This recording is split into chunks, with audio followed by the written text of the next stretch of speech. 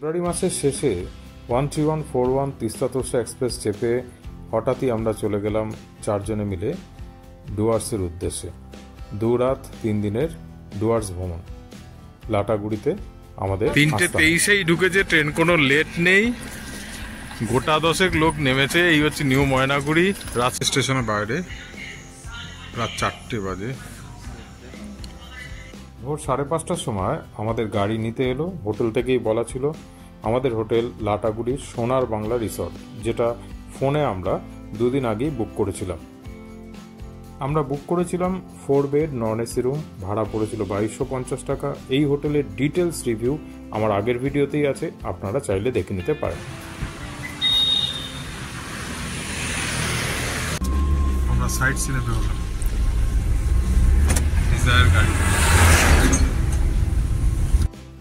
আমরা হোটেলে পৌঁছে দ্রুত স্নান করে আমরা একটি গাড়ি ভাড়া করে বেরিয়ে পড়লাম 7 পয়েন্ট সাইট সিন দেখতে। মূর্তি নদীর তীরে এসছি, আমাদের ফার্স্ট সাইট সিন। জল অপেক্ষাকৃত কম। আই লাভ মূর্তি, পিছনে মূর্তি নদী। মূর্তি নদীতে অবশ্যই একটু নেমে দেখবেন।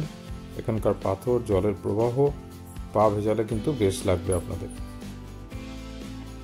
মূর্তি নদীতে বেশ কিছুক্ষণ কাটিয়ে এবার আমরা চললাম ঝালংয়ের উদ্দেশ্যে, অর্থাৎ পাহাড়ে ক্রমশ এগিয়ে গেলাম।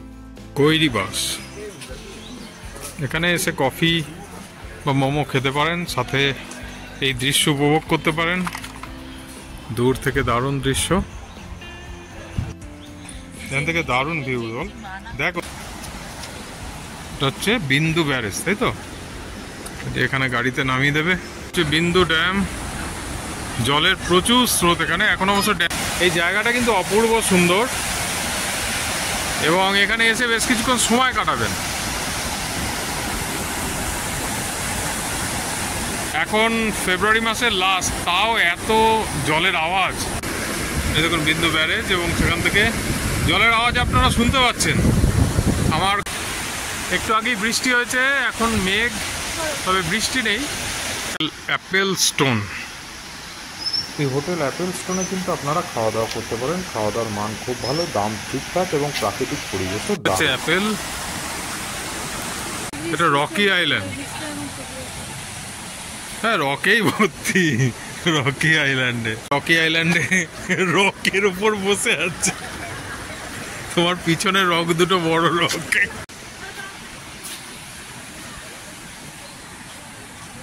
এখান থেকে পাহাড়ের দৃশ্য খুব সুন্দর লাগবে একটা দিকে।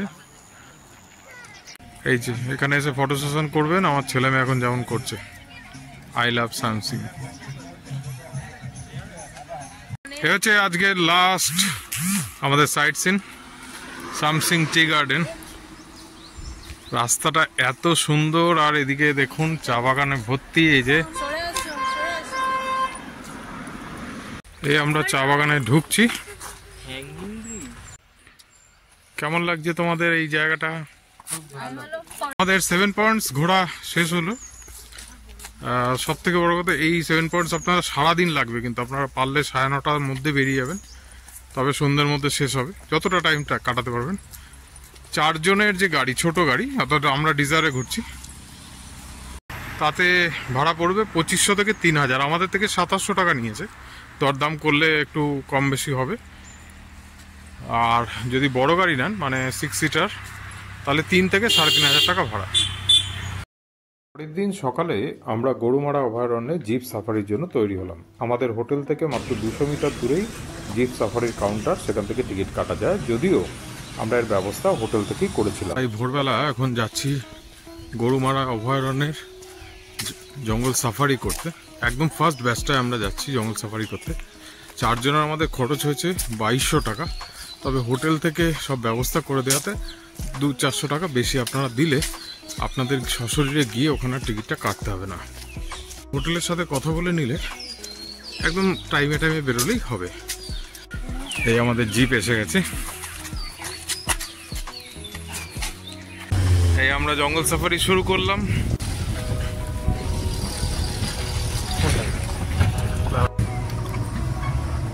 এখান দিয়ে শুরু হলো।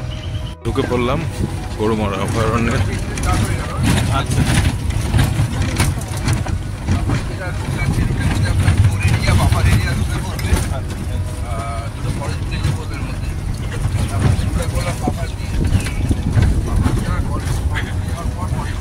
একদম ফার্স্ট সকালের যে সাফারি তাতেই বেরিয়েছি, অর্থাৎ যেটা 6:30 থেকে শুরু হয়।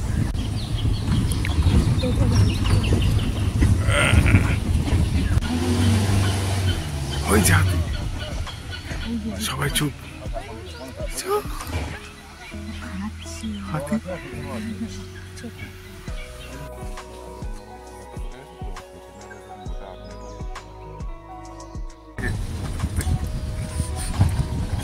জঙ্গলের একদম ভেতরে আমরা ঢুকেছি। সামনের গাড়িটার আগে কিছু একটা দাঁড়িয়ে আছে, তাই না? এই যে বাইসন একদম চোখের সামনে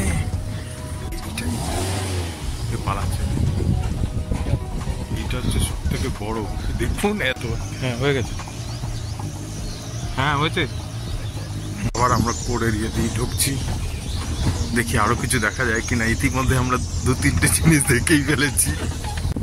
আবার আমরা ফিরে এলাম বাফার এরিয়াতে। কোড ইতিমধ্যে দেখে ফেলেছি, ছোট্ট বেবি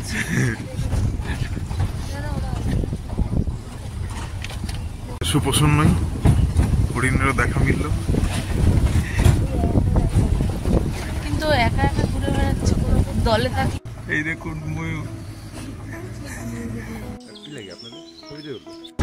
আপনারা জিপ সাফারিটা কিন্তু অবশ্যই করবেন, কারণ এটা বাফার এরিয়া কোর এরিয়া মিলে দীর্ঘক্ষণ জঙ্গলের মধ্যে দিয়ে যায় এবং এই জঙ্গলের মধ্যে পরিবেশ এবং প্রাণীদের দেখা যায়। প্রাণীদের হর্নবিল পাখি দেখা গেল, হরিণটা আরেকটা দিকে আমরা এসে পৌঁছলাম।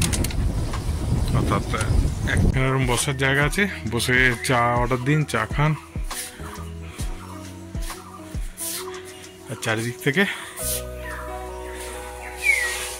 সৌন্দর্য দেখুন। এই মুহূর্তে এই জঙ্গল সাফারির খরচ হচ্ছে 2200 টাকা মতো। আপনারা একদম ফার্স্ট মর্নিং একটু বুক করবেন, অনলাইনে বুকিং কিন্তু এখন বন্ধ আছে। আমরা প্রচুর হরিণ দেখছি, আমাদের গাড়ির সামনে দিয়ে লাফ দিয়ে চলে যাচ্ছে। এই জঙ্গল সাফারি কিন্তু দারুণ লাগবে। এই জঙ্গল সাফারিতে কি প্রাণী দেখতে পেলেন বা না পেলেন তাকে গুরুত্ব দেবেন না, জঙ্গলের মধ্যে দিয়ে যাওয়ার অভিজ্ঞতা কিন্তু সারা জীবন আপনাদের মনে থাকবে। এরপর সারা বিকেল সন্ধে কাটান সোনার বাংলা রিসর্টে, দারুণ লাগবে। চারপাশে অনেকগুলো গিফট হাউসের দোকানও আছে, সেখান থেকে কেনাকাটা করুন, আলটিমেটলি রেস্ট নিন এবং পরের দিন সকালে বাড়ি যাওয়ার জন্য